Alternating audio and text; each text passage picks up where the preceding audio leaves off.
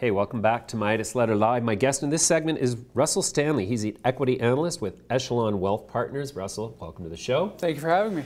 Russell, the main flavor of the day in our universe is cannabis, cannabis. What have you got to say for yourself about cannabis? I could say a lot. I bet. Every day is a new adventure. As I've said to a number of people, there's no Groundhog Days in cannabis. Every day is something new. So. Yeah, no kidding.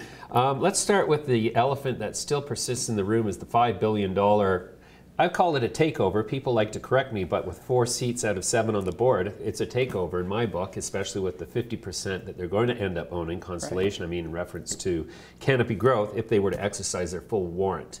The whole sector's been taken higher by this event, and so is it safe to categorize this as essentially a mainstreaming of the cannabis industry globally? I think it is. I think what we saw as what started as a product development joint venture, if you will, back last October, has become, with Constellation's investment, a recognition that this is a global business. And the opportunity goes beyond just one product and goes beyond just Canada or the United States. This has become a global platform for Constellation to expand into a new consumer market altogether. And I'd agree that it is a de facto acquisition or takeover of Canopy, given the board control and what their fully diluted share position looks like. Okay, so what are the implications for, let's say, cannabis players 2, 3, and 4 in the context of this takeover? Well, I think that other companies, similar parallels to Constellation, as well as companies in other markets like pharma and potentially tobacco and other consumer products companies, all of them are now going to have to, explain to their boards why they haven't gotten involved in cannabis yet. So it's a significant transaction. It validates the cannabis opportunity. I think in combination with the recent agreement between Molson and Hydropothecary, it confirms that the big beverage players have an interest in cannabis, and those without a dance partner are going to have to find one soon. I mean, number 2 in terms of market cap is Aurora, and so I think this transaction has caused the market to look askance at Aurora and say, well, where's your $5 billion dance partner? Do you think that Aurora is, sort of the logical next candidate for such a major sort of tie-up? I think on size, there are several candidates. Aurora could be one. Certainly, with their last 2 acquisitions, with CanniMed and MedRelief having been acquired, they've certainly augmented their production asset base and really established themselves as a national player, and so they would be a very strong candidate. We also like CannTrust, Hydropothecary, and OrganiGram as potential candidates as well, all because they have large-scale, fully financed production platforms and sales agreements now into multiple provinces.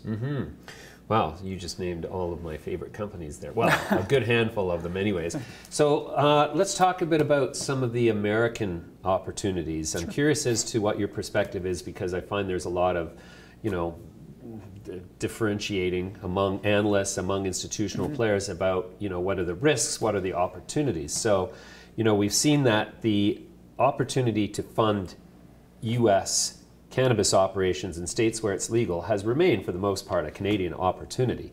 Now, we've also seen the U.S., for example, ban for life an investor of good reputation, and so that gives a lot of people pause to say, well, wait a sec, do I really want to be investing in a U.S. company if I have interests and or cause to travel to the United States frequently?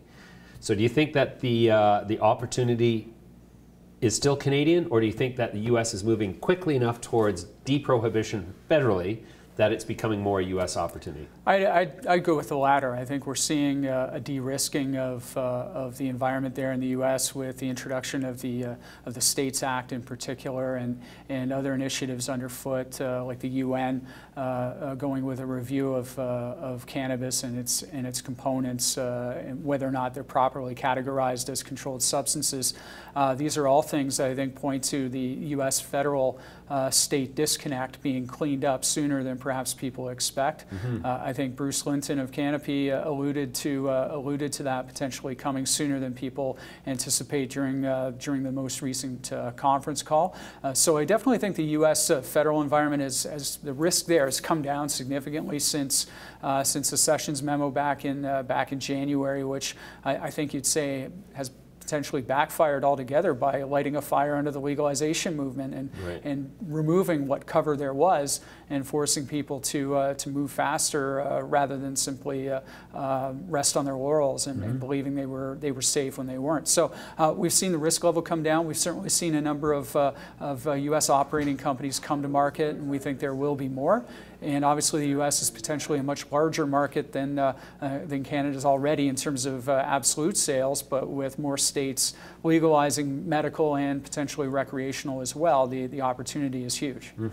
So are there any names that you could talk about that Echelon Wealth Partners is following in the U.S.? So we recently picked up coverage of Green Thumb Industries, tickers GTII. Their current core market is in Illinois. That's where their home is, but they now have interests in 8 states. They're working to close acquisitions that would put them in New York and Florida, which are huge markets. They focus on states where they think they see high entry barriers, so where competition should be limited, usually because those states will issue a finite number of licenses to cannabis companies. We have a $20 target. I think the stock's trading around 10, so we think it's a double from here. Wow, that's a pretty substantial commitment to the whole U.S. market. That's great. The reason that most of the U.S. listed companies are forced to list on the CSE, is the only exchange really available to them at this point, is because of the federal deprohibition, et cetera. But we've seen, for example, Tilray has gone and launched an IPO successfully on NASDAQ, which, you know, not the NASDAQ junior market, the NASDAQ senior board. So that sort of also kind of puts me, at least, in the sort of frame of mind where I'm like, well, how can you list a cannabis company on the NASDAQ that's, you know, legal outside of the United States, while, you know, you've yet to reconcile the federal and state level laws, especially in view of the fact that the federal laws themselves are in conflict, the DEA versus the Controlled Substances Act, since the FDA licensed that epilepsy drug from GW Pharma. So, I mean, for me, that's the tough part about actually moving decisively into the United States. There's still too many contradictory sort of touch points, flash points in the whole matrix that, you know, I don't want to get stopped at the border and say you can't come in. So, but for the most part, investors are being left alone. It's not the investors that the Border Patrol is necessarily after. Is that right? I don't think the average public market investor is really there. And if you consider it this way, there are a couple of Canadian cannabis companies that are now part of the TSX composite. If that is, you know, if you own an ETF, then you indirectly own these companies. I mean, we're all essentially de facto investors in cannabis at this point. So, so I don't think that concerns around the border, everyone has to manage their own border affairs appropriately. Sure.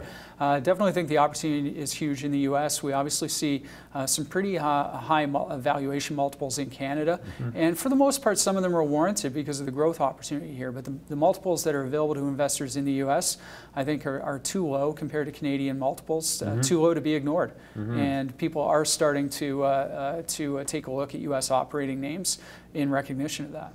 So would you agree with the concept that upon federal deprohibition in the United States, there's going to be a stampede out of Canadian equities in the cannabis space into U.S. ones? I think there's a possibility of a rotation that takes place, and maybe it doesn't have to wait until it's formally you know, recognized at the U.S. federal level. If people expect it to happen, then equity markets are probably going to discount it in advance. But right now, Canadian names get twice the multiple the U.S. operating names do, and that's you know, perhaps a discount today is warranted because of its federal status, but a 50% discount seems excessive. So I think that people who've got their eye on valuation, I think cannabis investors in general are starting to pay a bit more attention to valuation. Where they see that, people are going to start to take advantage. You bet. Russell, let's leave it there. That was a great first conversation for us. Great. I hope to have many more. Thanks for joining me today. Thank you for having me.